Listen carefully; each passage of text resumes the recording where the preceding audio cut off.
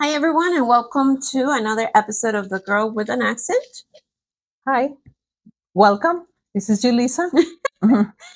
And So, what do we want to talk about today? I think that it is a good opportunity for us to talk a little bit about our journey and the things that we don't talk about, things that don't the necessarily story come in. behind Yeah, the story behind the behind scenes. this, behind what are we now? The women. Yeah, I mean, realistically speaking, did you ever think of seeing yourself where you are now? no, Did it ever occur not to even you? thinking about having a podcast. Right. Well, no, never crossed my mind. No, No, right? no. I mean, if you go back, how long has it been that you came here? I came here in 1993. Okay. So, do you want me to say the whole story? I mean, yeah. Yeah. Yeah. So I came, like we were talking before. Not everybody comes out of a need. Mm-hmm. Not everybody comes because they have to. Mm-hmm. I just came to see what was gonna happen. Like my ex-husband moved here because he lost his job in Mexico. His siblings were living here, so he came, and then I just came to see how it was. Let's see the United States of America. So I came and I have to sign a letter at my workplace in Mexico because they wanted me to go back. Mm-hmm. So they were going to save my position for a year. I was a computer teacher with the old computers, Mm-hmm. not this one. Informatica, is that Yeah, what you did? yeah. So I used to teach the COBOL language, Mm-hmm. the basic language. So it was nice. But then I'm like, okay, let's see how it is. I'm Mm-hmm. just gonna go for a year. I'll just go for a year and I'll come back. Anyway, I have my job.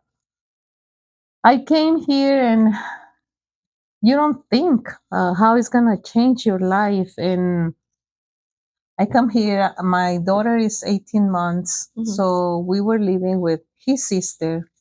And by the first month, she's like, you have to help with the rent. Mm-hmm. So I'm like, oh my God.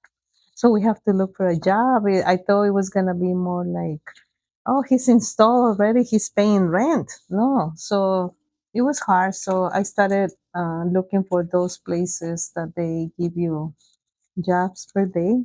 Just Okay. go and Is it like pick me. the staffing companies? This, yeah, but it was like common Mm-hmm. during that year, and everybody has to go early. Mm-hmm. And I hated to getting up at 4 in the morning, and I have to take a bus or walk if we didn't have money for the fare. Mm-hmm.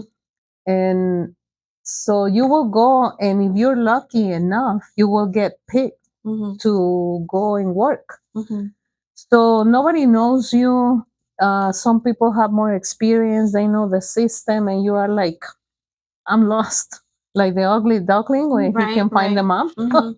And I couldn't. So finally, they started like looking, oh, this one is coming almost every day. Let's give her a chance. So you go to these places to pack candy, to pack the cookies.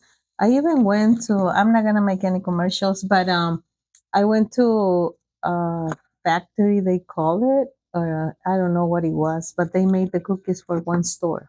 Okay. And it was, you learn that they have to go through metal detectors because if the cookies get something with the knives when they're cutting the fig bars, and they're so hot to pack, it's another world.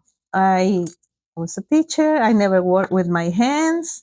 And when I used to talk to my dad, especially my dad, he would be like, how are you doing? I'm great, easy. After hanging up, I was just crying because my hands were like swollen. Oh my I couldn't. I don't know. It was a hard time, and then they sent me to this chocolate covered pretzels thing. And when you get there, the smell of the sweetness is like So smells so good. nice. Give me some then, chocolate. then you try, and then the next day I was like, "Ooh, no, I don't want to work here. I don't want to do it anymore." But they like me, and they require me to go. They requested me, and I went maybe like 4 days. Okay. But then they don't need you anymore because it was just that Yeah, 'cause big it's production. temporary, you know? Yeah, it's Mhm. just this big production. Then I started going to pack candy, and you're standing there almost 8 hours in the candy for the Halloween. So when I see those bags at those big stores, Does it trigger you? Oh God, Traumatize you? and you have to be quick. The production, and if you wanna earn the spot to be called again and again, Mhm. you have to be like a hard worker, fast, Mhm. and honest, because honesty has a lot to do with that. Then after that, I started working at a place in Chicago that they made the metal. It was like the metal wall, Mhm. and is to sand the metal or sand the wood. Okay. And they used to make blankets, blankets out of the metal wall. And we have to clean it because those blankets were going inside a tube that is the one that reacts and inflates the airbag in the cars. Okay. So we have to be really careful not to have like things like extra things. We have to clean it, cut it, and it was that metal things in your shoes hurt. So someone saw a potential in me, and they offered me a part-time job in the office. So I was working in the morning in the office, and I was working on the plant in the evenings. And this person, like I said, you always get angels along your way. He gave me the opportunity to work. He recognized that I had education. Something. Okay. And so I started working there. But everywhere you go, there's always someone that is gonna be like, "Why Why she's her doing not here? why Why not me?" not me? The So jealousy. they started arguing about that position, and you're called names, you're called things that okay. So finally, I got let go because of that, and I was thinking, "Is the end of the world? I'm not gonna find another job." I was making overtime, so we were able to save and get our first house. And then let go, and I'm like, "Oh my God, what am I gonna do now?" Then someone in the office that I was working with, that was the wife of my manager. So she's like, "You have a lot of schooling. Why you don't go and work with this person?" And uh, political things, financial things, everything gets on your way. And I didn't know how to transfer my credits. I didn't know all that, but I went and I worked for a social service agency, and I worked my way up. But at one point, I just got stuck to being a case manager. But I love it. I love it helping the families. And until micromanagement starts, and they take away your passion. Yeah, your They love. take away the love for the things that you're doing for money. I was on a salary. It didn't matter if I work 80 hours a week or if I work 20. I was going to get paid the same thing. Obviously, I have to work the 40 hours. I'm never going to go down the 40. But I'm not going to tell a person, "You know what, I have to punch out at 5. So it's 4:45. You have 15 minutes to cry," because my supervisor wants me to punch out. Okay. And when they told me, "Well, you can stay. You can stay and just punch out and come back, and you can leave whenever." I'm like, "No, it's not going to happen like that." And it's when we don't know about our rights. But I was learning a lot more. And I said, "No, you're going to know when I'm here. I have a family that depends on me. And if something happens in this building, you're going to know I'm here because I have to be covered. I have to be ensured that I'm going to be safe in this place. I'm working." So when all those things start, I went from an agency to a clinic, Mhm. and then you start seeing the differences, and they take you away from my mission because I was happy doing that. I was finally finding what I love. Mhm. And then I'm like, no, I don't like this micromanagement. It's only numbers. You're only a number for a lot of places. And it's when I decided to switch completely. Mhm. And I started working for an insurance agent. He taught me a lot, and I'm grateful for that. But after 5 years, it didn't work Mhm. anymore. So I started my own agency. And but what you see here right now, being having my own agency, is not easy.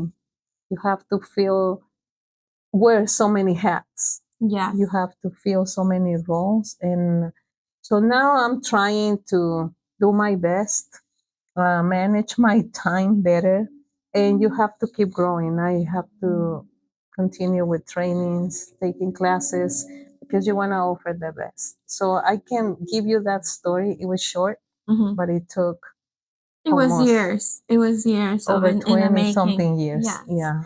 Did you ever feel like I mean, I know we've talked about the fact that we're coming from a different environment completely, and you touched on something that's really important, which is the part of you didn't come here because you wanted to. You know, Mhm. it was something that in a sense was imposed to you. Did you ever feel like giving up? Did you ever feel like just going back and not I did. looking? I did.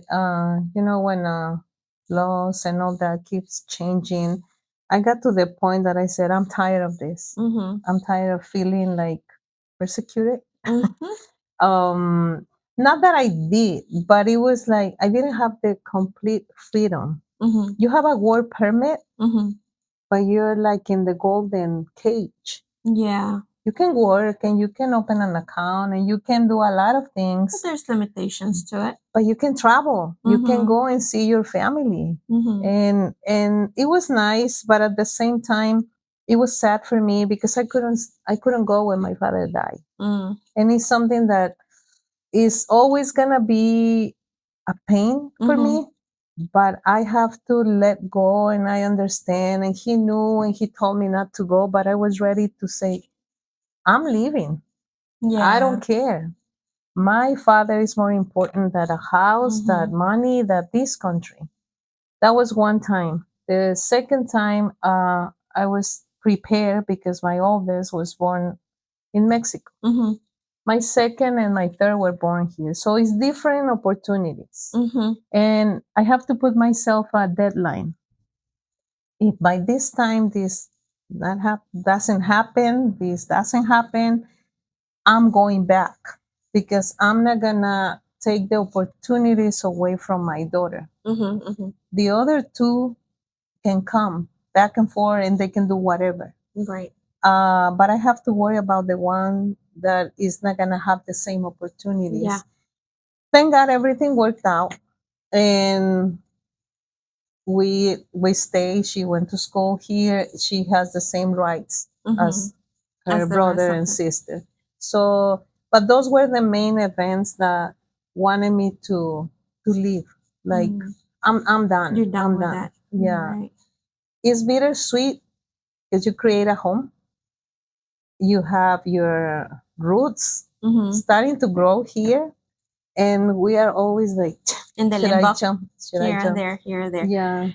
I think that this kind of dives into the sacrifices that we make, right? And Mhm. I don't want to just be specific with international immigration, but just even when you move from another town to another town or a state to another Mhm. state, right?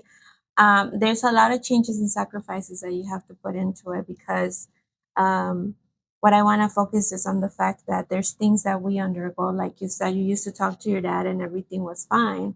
But in reality, you were going through this whole like Mhm. readaptation system and how hard it is to grow.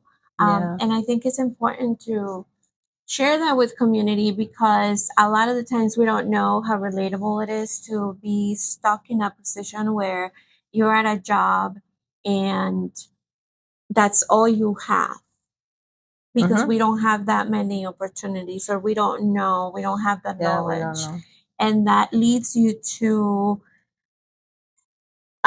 be taken advantage of sometimes. It leads you to staying in one place when you no longer belong in that place, and one of the things for me in my business, which is to help in self-development, is to teach that there are moments that you outgrow a space and it is your time to move on. And that comes with careers and jobs as well. That's part of your evolution, that you have to understand that there's a process, and sometimes we have to let go so that we can continue to grow. But when we don't have the tools and we don't have the knowledge, that makes us remain in spaces that are harmful rather than helpful for our growth. I know your story is different than mine because your parents were the ones immigrating. You were like in the position of my daughter, right? Yeah. Do you think that you needed to go back? Do you miss something when they brought you here? Like, what was your So challenge? I was 14 when I came. So I was in a space of my childhood where I was not yet becoming. So I was still in my years of, la secundaria, la preparatoria. So there wasn't anything very established in terms of getting to know who I was versus that you already had a career built. But I had my family, and we were a very, éramos muy unidos. We were always together. We had our extended families. So when I came here and my parents made the decision to stay, I had to, in order for me to adapt, I think I forgot. I had to, kind of like when you lose someone, I had to put it aside so that I could adapt to the life I had here. I know I went through the process phase when I was very young. I actually gained a lot of weight because of it. And I remember I just used to miss my brothers. I just wanted to be with my brothers. I just wanted to go back. I didn't want to be here. And I think throughout the time in my formation years, once I started working, once I started adapting, I think I detached from the need of wanting to be there because I couldn't be there because I didn't have the ability to travel, like you said. And then I had the limitations that you say, yeah, we can work, we can do things, but we can't really go where we want to go. So I want to say that I blocked a part of me so that I could readapt and grow in whatever I needed to grow into here. So to answer your question, no, I never felt the need to go back because everything I needed for me that was important for me, I had to let it go. So if there was this detachment space where I just pretty much gave it up so that I could be another person here. And I think that for me, it was different because I was so young that I didn't know how to process that. And unfortunately, I don't think anybody thinks of that process when you move and you have younger children and the effects that it has in them emotionally, and that they don't have the capacity to process those changes. So no, I had to become someone else. I did. What kind of jobs did you do? Oh, I did For you to be here. For you to be here. Like I told you, I went to pack cookies and candy and other things, bottles. There's one thing that triggers me now in everything that's happening in our country politically and whatnot, and it is the fact that people, there are certain remarks that say that we came here to steal people's jobs, right? That's something that really triggers me because, I don't think anybody wants to do the jobs that we did. When I came, like I said, I was 14. My studying was very different. I ended up being homeschooled because I couldn't adapt to the school system here. And I just started to work. My first job was at a dollar store. I became friends with a girl, and her and I just went asking for a job door to door. I remember I used to get together with her and we used to sit in a park and eat elotes. And this is why I gained weight. But Elotes. los Oh. elotes, eran los elotes. So we used to work at this, the owner of the dollar store was Colombian. Ella nos dio trabajo y ahí trabajé like for a few months. Then this other person gave me a job at a flower store. And I used to help her make flower arrangements. And I'm talking to you, like this happened when I was like between 14, 15 years old. Wow. Then I ended up finding another job at another dollar store with a Korean guy. So the Korean guy was the owner and he spoke zero. His English was extremely very broken, but he didn't speak any Spanish. My English was very broken and I didn't speak any Korean. But he was very helpful. He gave me a job. It was within a very like a Hispanic community, so I never really had a problem with interacting with people. And then from there, there used to be a currency exchange next to the dollar store, and one day they had a help wanted sign. Remember back in the day, they had like the help wanted with the number that you would call. Or you go inside. Or you go inside. Yeah. So I went in there, and there was this girl. She was a very pretty girl. I still remember her. She's one of the people that I remember very dearly. Like you said, you do come across people that change your life in a way. And I remember I went in there and I said that I was looking for a job. I do have to admit this is a funny story, and I'll try to say it short as much as I can. But I did lie about my age on the application. Naughty. And so that I could get the job. I ended up getting the job. You know, again, the owner of the store was very helpful as well in supporting me. And I ended up working with them for a few years. So I was around 16, 17 when I started working there. I had to be around 16, 17 because I was supposed to be 18 in order to get the job. Okay. Because of the money handling and all that stuff. When it was supposed to be my 21st birthday, you know, the fake one, they were not the real one. Not the real Do you one. drink? They wanted to take me out drinking. Is your mom listening? Oh my gosh. Well, I had to come out clean and tell them the truth. Oh no. And tell them that I was not my real age. So that was funny. I mean, there was fun, you know, like they laughed and everything, but they were like, "Oh my God, I can't believe you lied to us." But yeah, so then I worked there for a few years until I ended up getting married. I got pregnant. I worked through my entire full pregnancy for my first daughter for this currency exchange. She had a chain of currency exchange. And then I had my daughter. And during this transition is when I actually got a taste of what we go through as immigrants in terms of the jobs we take that nobody takes. Okay. It's about what we can take rather than having the choice of taking. To provide. Yeah. Because we have to provide. And my ex-husband and I were very young, and we both needed to work. He was going to school for a period of time. So then I started cleaning houses with my mom. Okay. So somewhere in between me working in a dollar store and the currency exchange, from time to time, I would go with my mom cleaning houses. After my pregnancy, at this time I had my second daughter, I was introduced to the mortgage industry. But I was in between the mortgage, doing, data entry positions and then I would come back home. So it wasn't like a stable position where I would have to clean houses, and I would go clean houses with my mom.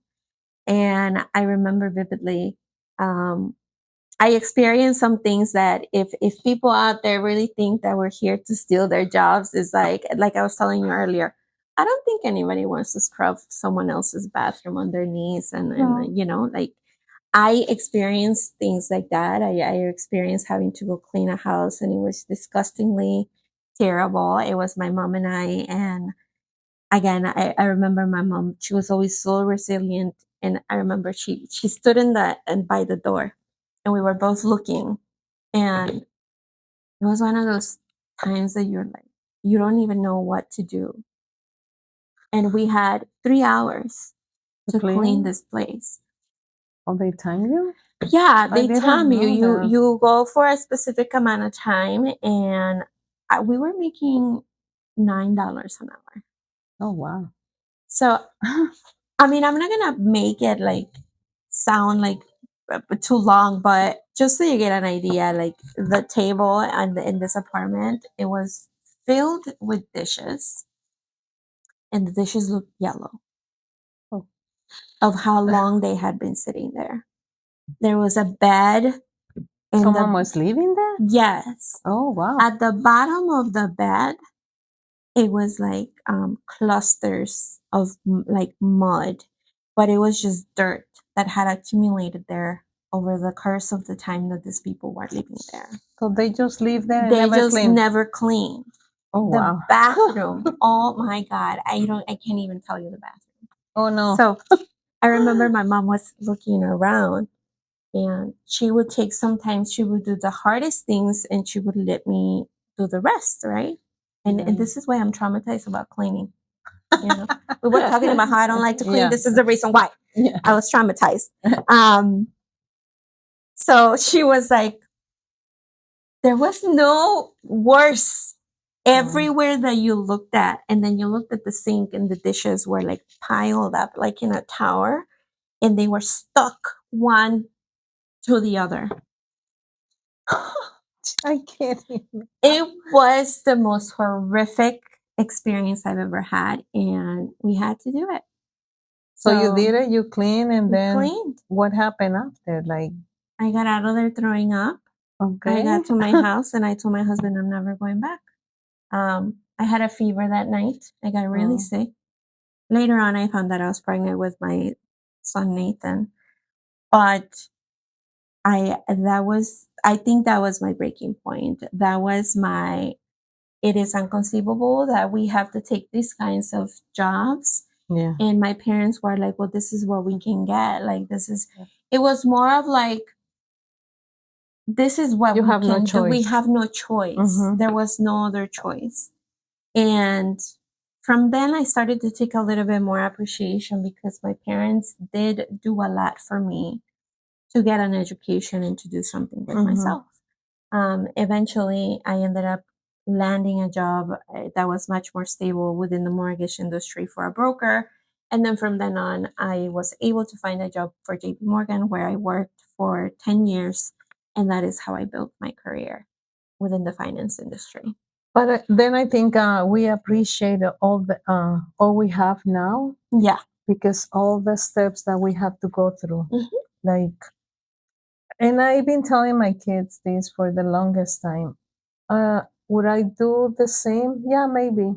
Why? Because in the right now, sitting here, Yeah. doing what I'm doing, I have to go through all that.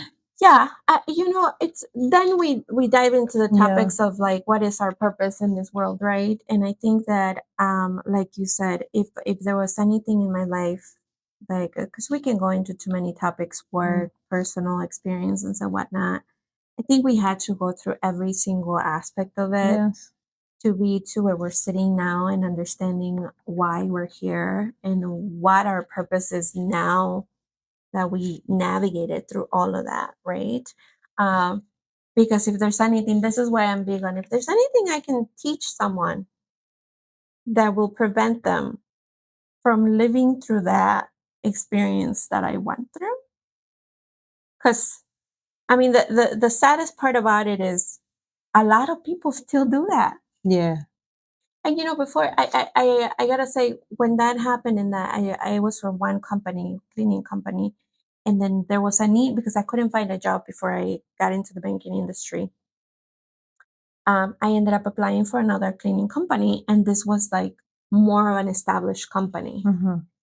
I remember I went to this apartment. It was in a high end neighborhood, but when we get there, they give us like these buckets with materials for you to clean. And certain people were very picky in terms of what you could use for cleaning in their house. But as I get out of the truck, that they drove us in, they give me these kneecaps. Oh, And I was like, okay. And she was like, oh yeah, you have to scrub the floors. They don't like you. Like, just to mop. just to mop. You have to get a rag and get on your knees. And Wow. that was the last thing I ever did when it came down to cleaning. I think it was a little degrading for me. I understand that, you know, it's to protect your knees and whatnot, but we're in the, what is it, the 20th century, and then you're cleaning on your knees. yeah, no, that wow. that was a big, I'm not doing this. That was the last of it. And I think that was the incentive that really pushed me Yeah. to I need not to be get out. so yeah, I need to do something. yeah. Yeah. Because at the end of the day, it comes down to we have to do it for ourselves. Yeah. And every job is like important. Mm-hmm. And I'm glad for the people that Mhm. clean, for Mhm. the people that take care of your kids, for people that cook for you. Exactly. Everybody has a value. And that's why we should look into our lives and see that that person might be going through something Right. similar Which or is what I'm worse. saying. It's like it's a relatable Mhm. story, and the reason why we're sharing it, it's for that purpose. Because no, there is no job that is bad. As long as it's an honest mean of earning an income, anything is possible, you know. But I do feel that we are at a disadvantage when it comes to certain things, especially when we speak of immigration, or when we're talking about people who have less access to certain things or Yeah. opportunities, Or they don't know or they don't know any better, the rights or the that rights you have as a worker. Exactly. Yeah. So yeah, it's for me, it was an incentive that I needed to do something better for myself, because at the end of the day, I still needed to provide for my family and to help provide for my family. But you know, what it was sad for me is like, then I have a lot of friends. I met people who do cleaning for a living and were able to do it on their own, and they were very successful, and they were able to manage a business in that. Yeah. Because there's a lot of people that do that, but then when it becomes a very lesser experience when you're working for someone else and you're getting that treatment. Yeah, You then know, when you do it for yourself. then when you do it for yourself, because like I said, it's a means of earning an income. And when you do it for yourself, you know what you're going to do, you know what you're going to take. You know, for example, I remember on that experience that I told you for that apartment, there was other ladies that used to clean, but they didn't want to take that apartment. So because my Because of mom, that. yeah, but because my mom would never say no to things, that is what was given to us. So a lot of times we are taken advantage of when we are actually trying to provide for our families. So you know, it's experiences that, like I said, in a personal space for me, shifted the way I wanted to live my life, and I didn't want to do that. And I kept thinking about my kids. I think when you have kids, then you see things differently, because I never wanted my kids to ever experience something like and that. I'm really sure your mom didn't want that for you Right. either. Yeah. Or like my dad, he always told us, you're going to school, use your brain. You're going to school, use the brain. I don't want you to use your hands. And not because it's not digno, like we say, es un trabajo digno. But that's why they send you to school, because they see you in their lives and they want you to be better. And yeah, it was hard to lie to him that I'm doing great. Oh. And you know, talking on the phone when I came here was so expensive. Oh yeah, I remember that. Do Do you use the cards? Then the The phone cards cards came came, along. and okay, I get a card for $10 instead of paying a bill for 400 because I'm calling my family. And then technology is good and bad. You know, it has always like those. You have to keep that balance, but it was hard to be in touch lie to them that I'm doing great. And then after hanging up the phone, going back to my life, and I don't want to go to work there. I don't want to do that. You're not used to it. No, it's very, I mean, for me, imagine, like we were talking about the other day, when I was a younger kid, I was like, I had a Yeah. lot of different ways of, that I got not away with things, but I did have other accommodations in my upbringing. And Yeah. then having to readapt to something like that is definitely like, it's Yeah. hard. And then when I get into corporate America, you know, because I have stories there too, with my language, with my accent, Yeah. and with trying to like sound, because we're intelligent people, and sometimes our tongue does a thing that You don't think about the right word at yeah, times that you want to say. or you want to say something and it comes out a different way. But I remember there was times when I used to work at the bank, and I, you know, like one of my position is very client driven, and we used to have what it would be called like a loan officer, similar to a loan officer, and there are people that are really hard to work with, and I'm pretty sure you can come across that in any industry. It doesn't matter, but there are people that are very difficult to work with. And I remember I would sit on my desk and I would cry, or I would go to the bathroom and I would sit there and cry, Frustration. and frustrated, and I would be like, I'm gonna quit, and then I would just tell myself that I wasn't gonna quit and come back, cry, and then cry, and then go back. Okay, bye. Yeah. Yeah. So I think we go through like a lot of, como se dice, nos hizo callo. Yeah. To make it to where we are today. I mean, I am still within the finance industry. I don't think I ever imagined that I would ever make it there. If I'm honest with you, Maria from 2010 had no idea that she would be where she is now. Me neither. I was like, yeah, this is it. Mhm. Okay, that's what I do. Now I'm using my brain like my dad wanted. I was not using my hands. I was helping people. But then life has a way to tell you you have something else. Yeah. Keep moving. And that's what we want you to do. Keep moving. Don't stop because a person told you that You you're can't not good, do it, or you you're not can't good do enough. it. Yeah. Just keep going because you're gonna find those people that shift And help you. and help you and make you better and make you more enjoyable to work with a company, with a person, with you start meeting newer people. And Yes. finally you're starting landing where you were supposed Where to you're be. supposed to be. That's right. I mean, sometimes it takes a while to find the path. But just don't give up. Just keep moving forward. And I'm actually going to extend an invitation for all of you guys watching us, and for you. If you were to look back at yourself 10 years ago, like in a flash, what would you tell yourself? Don't worry, you're gonna make it. You have the tools, you have the drive, Mhm. you can do it. Yeah. It's just sometimes we feel like we're not enough. Mhm. Nothing good is gonna happen to us. Mhm. Is those fears are sometimes really strong. Yeah.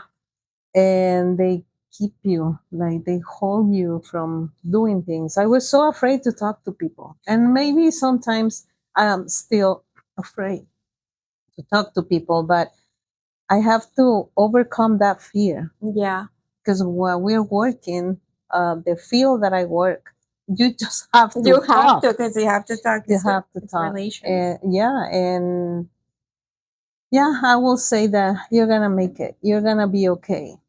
And sometimes when a person tells you that you're gonna be okay, Mhm.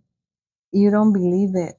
Yeah. I know. Yeah, I know. you don't believe it, but then when you look back, yeah, we are okay. Yeah. It might not be the perfect position, the perfect time, but we are okay. And that's what it matters. Yeah. And you guys, you are okay. Whatever Yeah. you're going through, you're okay. You will make it through. I know it might seem difficult, whatever you're enduring. If you're enduring anything difficult right now, you will make it through to the other end. And I ask you guys I invite you to share Your in the stories. comments some of your stories. You know, I would actually like to share some of them if you guys feel comfortable enough to leave a little bit of your story so we can talk about it in one of our segments. But I also invite you to take a moment to reflect and to kind of like look back as if you were looking into a storyline and find yourself in a spot where it was really difficult for you, and what will you tell yourself, because sometimes we don't acknowledge ourselves enough, and sometimes we need to be the ones who provide the validation for everything that we've gone through, and we need to give ourselves a little tap on the back of like, You well, did you it. did it, you did it, you Yeah. did it. So that leaves me to share with you guys that for the next episode, we do have a special guest that is joining us, and he will be joining us, sharing his story and his perspective in terms of how it is to migrate from another country into this country and readapting life from a parenting perspective, from a personal perspective. We are going to talk about the sacrifices that some of us need to make when we make a life-changing decision such as that. So I'm very excited for that. Yeah. And he had a lot of challenges. Yes. He left a lot. Yes, he Yeah. left a lot. So I'm excited to be able to share that. Yeah. I think that you know, it speaks volumes of sometimes we don't come here because we need to come. We're giving ourselves the opportunity to try something different. But we're going to talk about the price that comes with. And it is something that we don't talk about enough. So that's what we're going to be talking about on the next episode. So stay tuned for that. And I hope that you guys enjoyed today's episode. Thank you for being with us. Thank you for being with us. Answering to my questions. Te esperamos en el próximo. No te lo pierdas. It's going to be in Spanish, right? Oh, yeah. Thank you for that. Yeah. Next episode is going to be fully in Spanish. You know, we have a lot of things that are unfolding, and some collaborations that are coming along the way. And like I said, we do want the space to be community based. So we will have some episodes that will be fully in Spanish, but I'll make sure to have them translated so that everyone can understand what we're talking about. Yeah. With that said, thank you guys for joining the Girl with an Accent today, and we'll see you next week. Yes. Have a great week. Bye. Bye.